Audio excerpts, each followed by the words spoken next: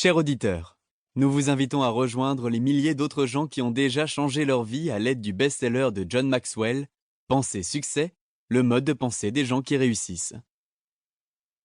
Après avoir écouté ce livre audio, vous apprendrez à acquérir la sagesse de la pensée, à libérer sa puissance, à jouir des avantages de la pensée axée sur les résultats, et beaucoup d'autres choses.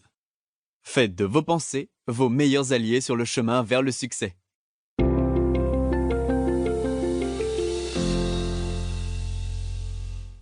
Les caractéristiques du penseur créatif.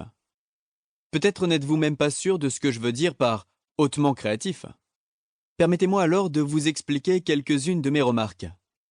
Considérons certaines caractéristiques que les penseurs créatifs ont en commun. Le penseur créatif accorde de la valeur aux idées. Annette Moser-Wellman a fait remarquer « Les gens hautement créatifs se consacrent aux idées. Ils ne comptent pas uniquement sur leur talent. Ils comptent également sur leur discipline. Leur imagination est pour eux comme une seconde nature.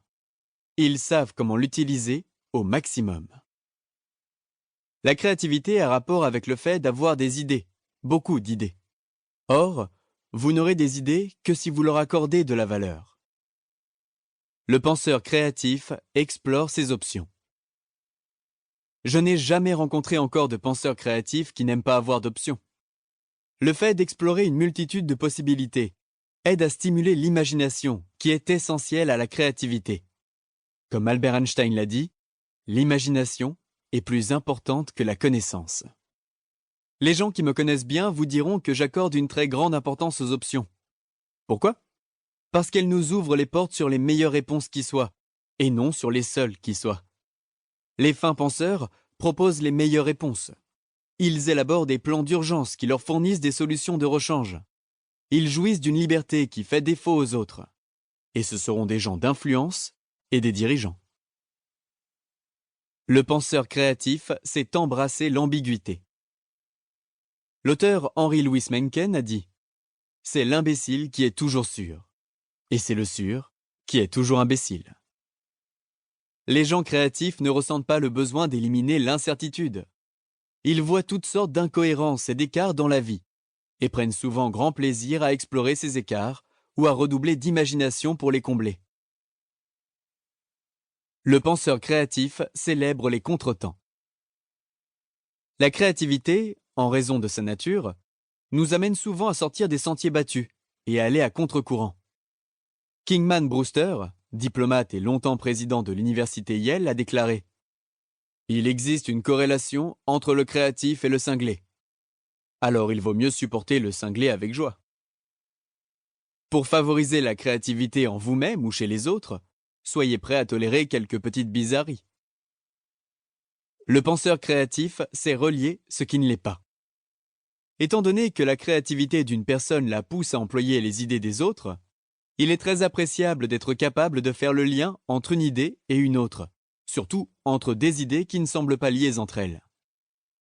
Le graphiste Tim Hansen a d'ailleurs dit « La créativité s'exprime tout particulièrement dans la capacité de faire des liens, de créer des associations et de retourner les choses afin de les exprimer d'une nouvelle manière.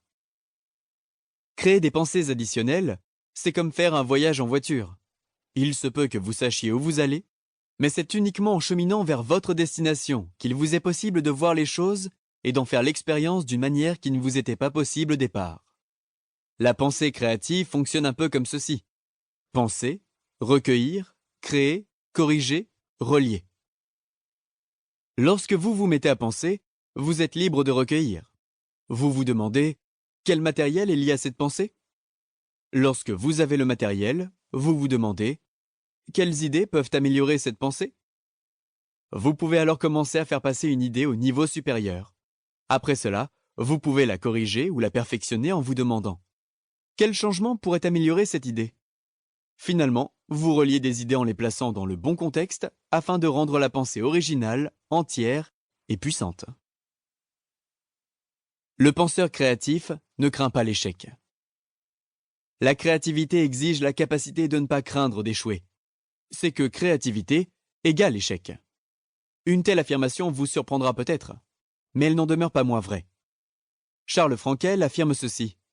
La création intellectuelle et artistique a pour condition essentielle l'anxiété. La créativité exige qu'on soit prêt à avoir l'air ridicule.